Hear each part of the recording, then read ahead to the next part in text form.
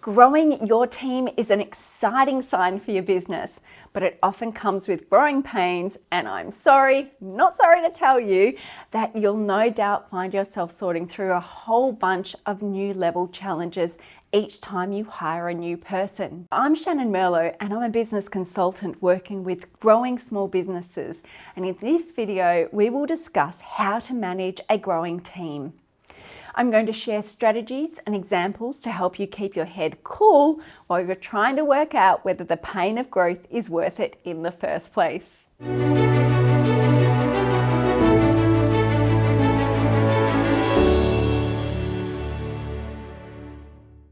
There are lots of things that can go wrong when you're growing your team, and there are plenty of tips that might assist. Today, I'm going to share 5 great strategies on how to manage a growing team. We're going to cover off what got you here won't get you there, leadership, how to delegate and not freak out while doing it, tracking and measuring to keep your finger on the pulse, keeping up communications, and finally, moving on has-beens. So let's jump in. First things first. Learn that what got you here won't get you there. Let's start by stating the obvious. The title of Marshall Goldsmith's book, What Got You Here Won't Get You There, says it all. When you bring team members into your business, your role and you as a leader must start to change because you're no longer doing it all. Over time, and as you hire more people, your leadership team will become responsible for the achievement of day-to-day success, and your role should become even more strategic. Depending on your desires, your role will most likely become a combination of business development, product development, team development, and ensuring the strategy is achieving the goals of your business. Your role should, in most cases, progress to spending time in truly value-adding activities that progress towards the achievement of your goals. The important takeout here is to note that each time a business steps up to a new level, you as a business owner, your structures, system, and leadership activities also need to step up. What you did last year won't work this year if your business is changing. Everything that impacts your business, including you, must change. My next point is leadership. Delegate and reorientate to release control. One of the hardest parts of growth is quite often the growth that you need to go through as a leader, especially if you've grown from a team of one. Learning to delegate well, follow up effectively, and let go of control are leadership activities that are most often done poorly. So how can you delegate more effectively? Start off by making sure that your team knows what the outcome of the task or activity is. Can you answer the question, what does success look like, for yourself, and then be able to articulate that back to your team? Also, what does done mean? What is the expected standard of done? Once delegated, I often ask people to repeat their understanding of a task or expected outcome. This helps me to understand whether they have understood the expectation of what we are trying to achieve. I also ask people to preempt any areas that they see as challenging, and I ask where I can offer the most assistance. So now that you've delegated, how do you follow up effectively? If you're a busy business owner, you will probably wait right until the due date or even days or weeks after to remember to follow up on the assigned activities. This has a multi-pronged negative impact. First of all, you don't hit deadlines. Next, your team members can feel overwhelmed but afraid to check in because they don't want you to know that they might not be able to cope. And finally, and possibly the worst scenario, they learn from you that what you assign is likely to not be followed up, and so they stop doing what you ask for. So the take home here is to set due dates, check in to make sure that your team are on track, provide support where it's needed, and make sure that you hold them accountable when they don't deliver as expected. Now, a little caveat. If you're a bit of a control freak, delegation and accountability might be one of the biggest and yet best lessons that you can learn. Your team will take the most responsibilities for their actions when they have the opportunity to learn from their mistakes.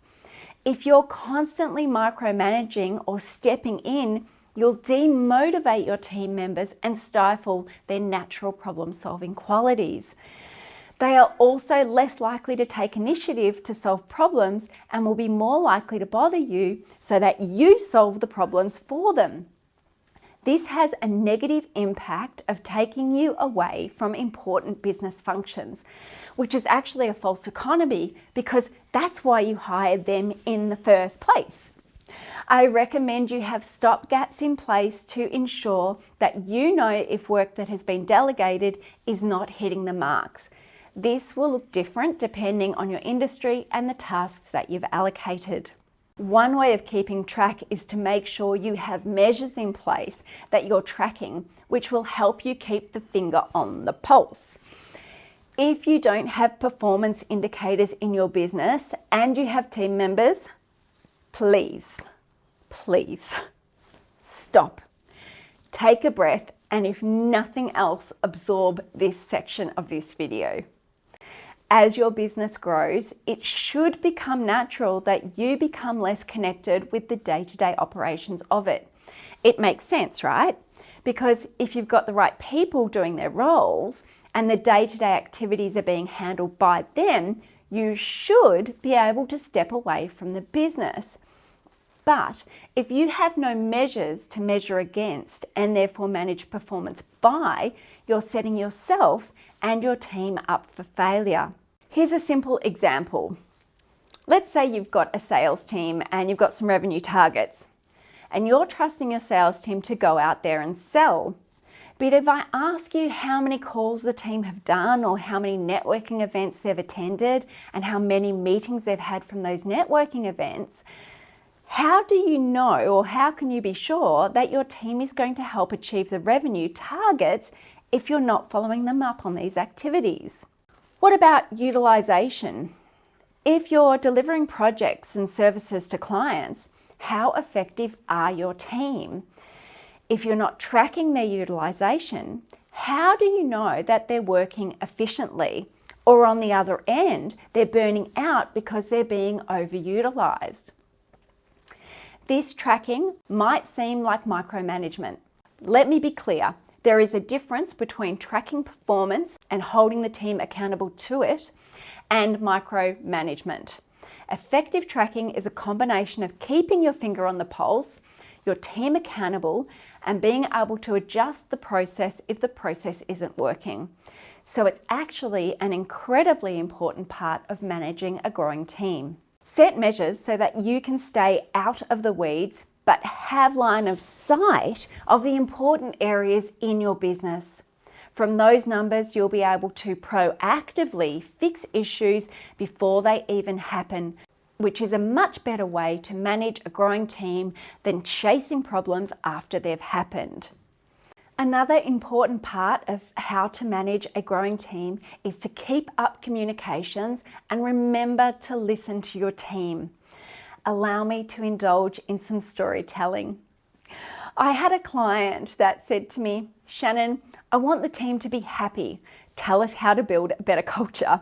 I said, "Sure, but first, why don't you ask the team what's missing from the current culture and what they need to be happy?" My client paused and actually they were quite frustrated with me. They said to me, "Wait, what? Hang on. You want me to talk to every one of my team members? But I'm just so busy, I don't have the time." I just stared.